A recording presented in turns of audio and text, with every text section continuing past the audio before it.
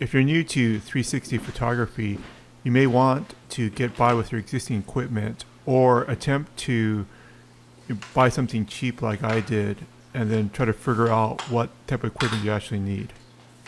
The existing tripod that you have in your house probably is not going to be a good fit because you're going to have to spend a bit more time to edit out the tripod. You could go for a larger base like this, but then you still have to extend a longer monopod on top of that. Still trying to use stuff around the house, you may have this type of flexible leg tripod on your desk that you use for testing. This actually is not a very good one because it's not very stable for the camera. You can't attach something like a monopod or another stick on top of it because the legs will bend. So you could use a mic stand, you might have one around. It's actually not too bad. I don't actually use it. It doesn't feel very comfortable in the hand. You next might realize you need a monopod and you're wondering whether you need a ball head for the monopod. The camera is usually self-leveling, so most people don't use the ball head.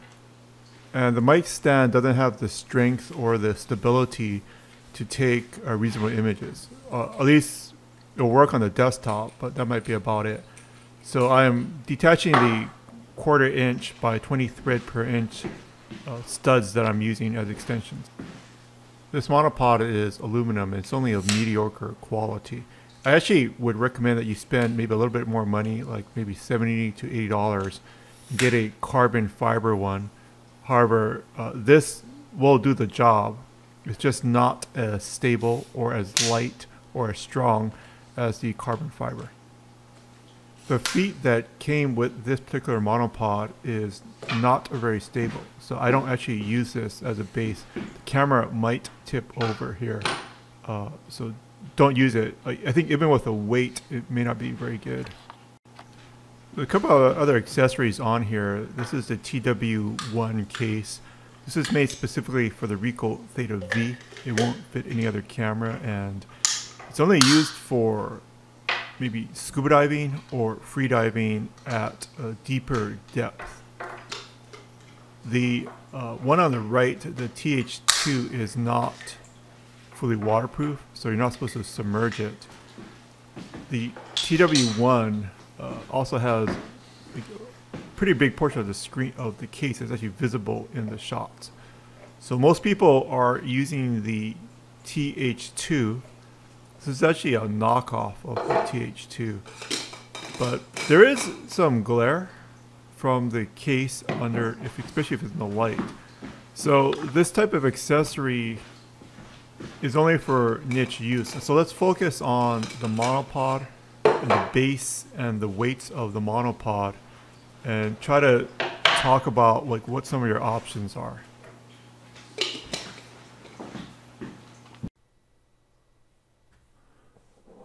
Going on the Theta360.guide forum, I found Central VA Photo.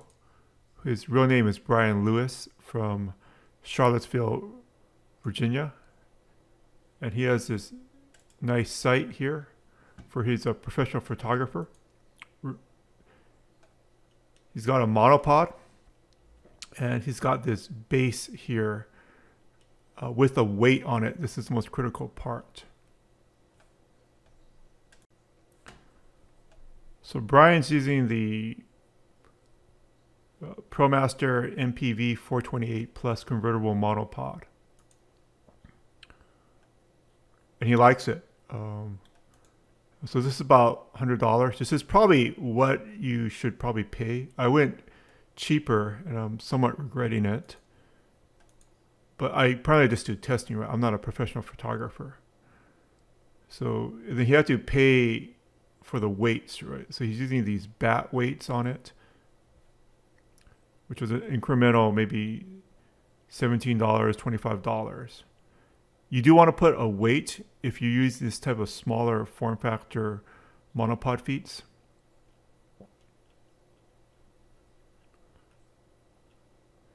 And then Grant McBride, he's using this Moman mini desktop base, which I bought about 4 months back and I've been using and I like it. So I'm gonna focus the discussion on this piece because it's the one I bought. And he also bought these weights. So I basically copied his exact setup and I'm quite happy with it. And I'll get more into the discussion. He has a better monopod. And again, I probably should have spent just a little bit more money on the monopod.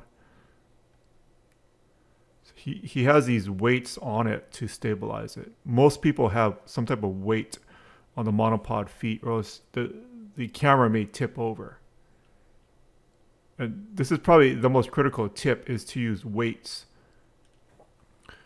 A lot of people also use this type of external battery pack, which is connected to the Z1 with a USB-C cable. And you just strap it onto the monopod base as you're walking around doing your shoot. Grant also has spikes to stick into the ground that screw into the Moman base. I did want to point out that I met Sam Rohn face-to-face at a meetup in Silicon Valley. He was using this Leofoto LS223C base, and I liked it so much that I did order it. Sam was also using a Leofoto MT-03. This thing looks great, but realistically it's $80, so I'm going to wait on this one. The Moman TR-1 that Grant McBride recommended is strong and stable. It has a nice 3/8 inch or 1/4 inch. It's one of those screws where you can screw either a 1/4 inch or a 3/8 inch thread onto it. There's a little spring that makes the 3/8 inch sleeve pop open. The bottom of the the monopod is a 3/8 inch. And then I'm screwing these weights onto the base of the monopod base. There's two different widths of the legs. I have it right now on the more narrow base. And it feels quite stable. I think if you're doing indoor shots, this is perfect.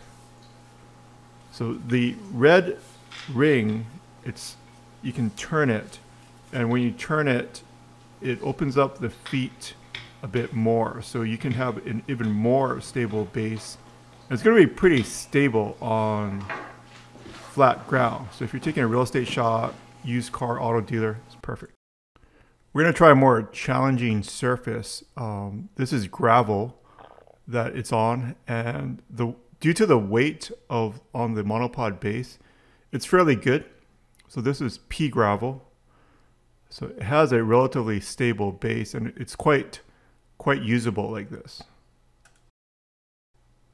On the gravel, this setup that Grant McBride suggested, it's perfect. I don't feel that it's going to tip over at all. So if you have relatively flat surface, any type of indoor shot or even outdoor, it should be fine. Okay, can it take it on grass? You know, that base is relatively narrow for the grass, and so it is usable. Grant McBride did have the spikes, so I think when he needs to take it on, like, the grass would be, like, you know, basically the most unstable surface, right, for this, or sand or something. But it's still usable on the grass and very usable on the gravel. It'd be perfect for hotels or that type of thing where you can quickly move around the monopod and the base. The only change I would make to my own setup is I would probably buy a little bit more expensive monopod, perhaps one made of carbon fiber. Here's another alternative to this setup with a different base. So if you have very uneven surface, like if you're taking it on grass and you don't want to use the spikes, you could use this type of base. This thing gets even wider, so I can make it completely flat. It is considerably bigger than the Moman. There's also a hook at the bottom that can add additional weight to this base. If you have a flat surface, I think the Moman might be more convenient for you to carry around, because you probably have to, if it's a virtual tour, you're going to have to walk with it. In the last meetup, I did use the Moman with the weights.